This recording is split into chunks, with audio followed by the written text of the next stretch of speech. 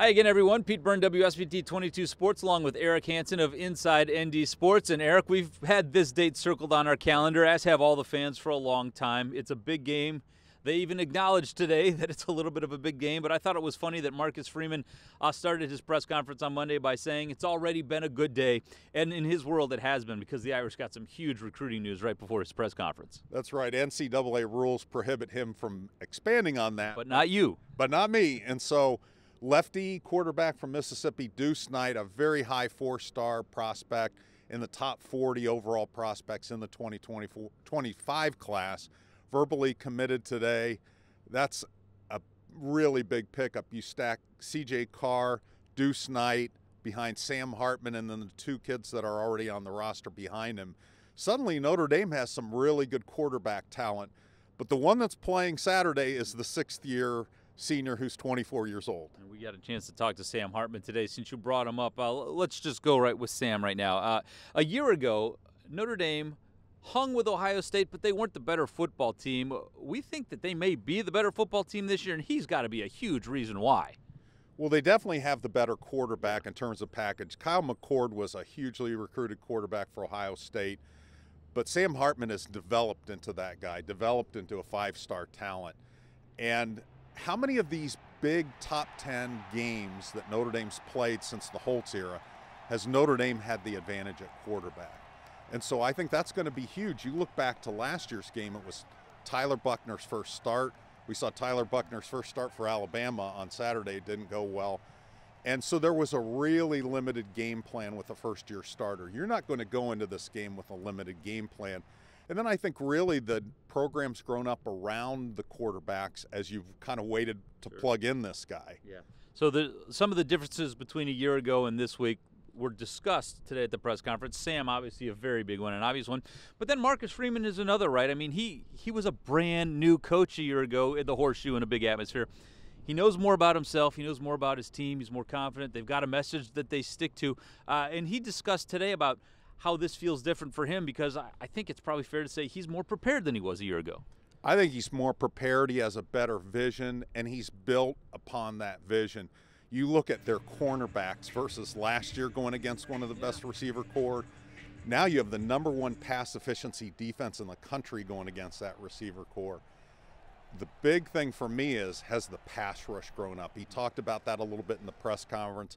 Let's not get too obsessed with sacks. Let's look at that pass efficiency defense rating. But it's going to be big. You're finally facing a quarterback that's not a dual threat on Saturday. And if you want your cornerbacks to stick with those elite receivers, you need to have sacks. You need to have pressures on Kyle McCord. Yeah, hit him a little bit, slow him down, speed him up, whatever you got to do to make him uncomfortable back there. Notre Dame also is probably coming into this game as healthy as they've been since week one. Absolutely. J.D. Bertrand, middle linebacker starter, who missed the last game with concussion, he's back. Mitchell Evans, starting tight end, and they missed him Saturday. It looks like he's going to be back from concussion protocol. Then you have DJ Brown, who's played really well at safety. He's coming back. And then Gabe Rubio, who's been out since the opener when he got hurt, had a knee scope.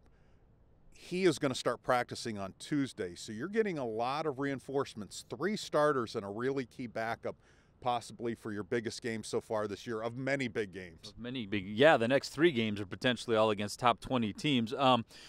As we think about the atmosphere on Friday, we were talking about this earlier, there haven't been that many games bigger than this in this stadium in the last couple of decades. Obviously, the Clemson game in 20 was huge, but because of the pandemic, it was devoid of any real college football environment. I think on this Saturday, we expect kind of a crazy night in there, don't we?